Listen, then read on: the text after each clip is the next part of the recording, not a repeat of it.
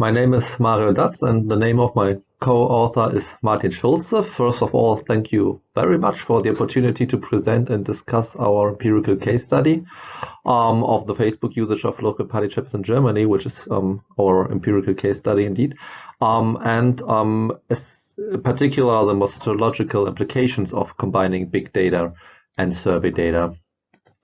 In times of big data, we have increasing numbers of easily accessible data which can be used to describe organizational behavior on large sample sizes without the well-known biases of survey data. However, not all information that one needs is accessible online. Thus, surveys are still very important data collection methods as they allow to gather unpublished information. We are interested, for example, in the perspectives of local party chapters or mass media and social media, as well as perceived expectations, because we think that those variables are explanatory factors for the Facebook usage of political parties. As a case study, we analyze the Facebook communication of political parties in Germany on local level. We seek to describe and explain the Facebook activities of the more than 2,000 district associations of the currently most influential parties in Germany, while we seek to draw initial conclusions solely on basis of data that was gathered via the official web interface of Facebook. We want to generate some more substantial information on basis of survey data, as we are, for example, interested in the perceived member expectation and the effect this has on the Facebook usage. Well, that means that we are interested in combining different kind of data sources, and in the question of how this can be done in an appropriate way to draw a richer picture of reality. While the descriptive part of our study can be investigated very well on basis of big data, we felt that more detailed information can only be produced by enriching the big data sample with survey data. Yet the quality of our survey data is only moderate. Thus, we tapped another source, administrative data. And we will discuss which makes more sense, or at least we think that this is an aspect we can discuss later on together. Makes it more sense to enrich big data with survey data, or might it, at least in some cases, be more appropriate and makes more sense to enrich big data with other data sources?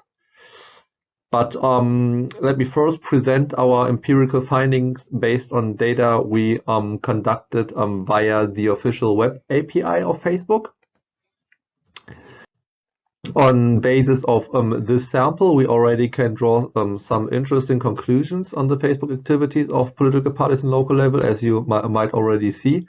By using the date of the first post as an indicator for the first Facebook adoption of a local chapter, we are able to show very similar conjunctures between the political parties on local level, with 2011 being the year most chapters joining Facebook, except for the Social Democrats and the AfD.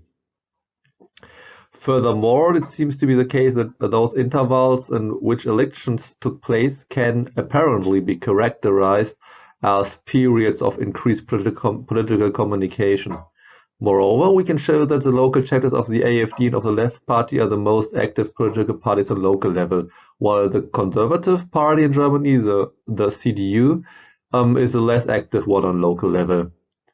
Well, we think that we can show some substantial information just solely on basis of big data, as we are able to prove co-orientation processes when adopting new media, and Facebook was indeed new media 10 years ago, as well as election and party effects when using them. However, we do not know why the local chapters of the two populist parties in Germany are particularly active on Facebook. This might be a question one is interested, but cannot answer solely on basis of big data, as we think that we are not able to answer. So we thought at this point to gather some more information. This is why we conducted a survey with the district associations. Well, the results of a survey among the local chapters indicate that the AFD on local level is far more critical with regard to mass media coverage of the party than the other parties, which in turn indicates that one reason for the exceptional high output of the local AfD chapters on Facebook is the mistrust in mainstream media. Another interesting finding is the fact that the local chapters of the AfD believe much stronger in the communication autonomy increasing effects of Facebook than all other parties.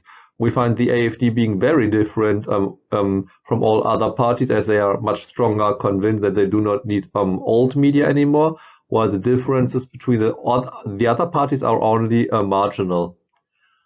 With regard to another possible explanatory factor, members' expectations, we can demonstrate on basis of our survey that the local chapters of the AfD are again very different from all other parties, as they presume much stronger that their membership expects the usage of Facebook. Up to this point, we have not combined both samples but analyzed them separately. When combining both samples, we can, for example, conduct more sophisticated methods of data analysis, like linear regression analysis with the Facebook activities as dependent variable, and the survey data as source for the independent variables. Examining the isolated effects of the aforementioned variables while controlling for party affiliation, we can demonstrate that the perceived member expectations are influential for the social media usage of local party chapters in general, which is interesting as it shows that all political parties in Germany are particularly interested in fulfilling their members' expectations, at least on local level and with regard to social media, while trust in mass media and the incentive to circumvent them seems to be only relevant for the AfD. This finding could only be drawn on basis of survey data, yet we need to stress that our survey suffers from a relatively low number of party chapters, which means that the combined data set also suffers from a relatively low number of party chapters that can be analyzed. As you can see, we only have data for 678 of the more than 2,000 district associations. In addition, the survey data is biased, so we struggle a little bit with making generalized assumptions on this basis. This is why we used an alternative to survey data, administrative data. Making use of big data and administrative data instead of survey data, we can realize an even higher share of explained variance while including all local chapters in our analysis. Furthermore, we can draw some interesting explanations as well, as we see that local chapters from more urbanized areas are more active on Facebook. Yet we can not say whether those very particular active local chapters perceive mass media in another way. Local chapters that do not use Facebook are very active, and we also have no information about perceived member expectations. But on the other side, those analysis is based on data, on administrative data and big data. Such a sample includes indeed all of our research units, which indeed allows generalized assumptions. So there might be some kind of a trade-off, as administrative data is are more or less rough proxy variables for several possible explanatory factors. by using big data, we are able to demonstrate some very interesting findings, as we could show that there are a process of co-orientation among the political parties on local level when adopting new media, and Facebook indeed was new media 10 years ago. We also showed vote-seeking effects and a very active Facebook usage of populist parties on local level. Yet we were not able to explain why populist parties are particularly active on Facebook on basis of big data. This was the reason why we conducted a survey among the local chapters, which allows us to draw some valid assumptions of why right-wing populist parties are using social media particular active. So they have a higher mistrust of mainstream media, perceive social media as an appropriate communication channel to circumvent traditional media, and perceive a higher expectations from the members to use social media actively. So by combining big data and survey data and conducting regression analysis, we further were able to demonstrate that members' expectations are relevant for local chapters irrespective of their party affiliation. Yet our survey data suffers from a relatively low number of local chapters that participated, and also suffers from the fact that not all party chapters participated in a way that was expected in a statistical way. So there is an overrepresentation of local party chapters of the Green and Left Party, and underrepresentation of local party chapters from the CDU. This is not the case when combining big data and administrative data, as we have access to data for administrative data for all municipalities in Germany.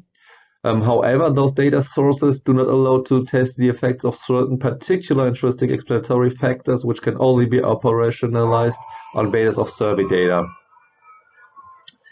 Either way, we feel that a combination of different data sources indeed has the potential to draw a richer picture of reality, yet one needs to critically consider the quality of survey data in particular, when the sample realized by a survey is biased and suffers from a low response rate. A combination might even weaken the big data sample. At least this is an aspect one might discuss. In our case study, we have a very large data sample that is based on automatically conducted Facebook data, and a sample that holds very interesting detailed information about our case, but suffers from a relatively small response rate and some substantial biases. As it seems possible to draw substantial conclusions on basis of big data and administrative data, as we have shown with regard to political parties on local level, and inclusion of survey data might not in every case be suitable. Whether it is suitable in our case is a point we hope we get some feedback. So we are indeed looking forward to your feedback and opinion on this issue. Thank you very much for listening.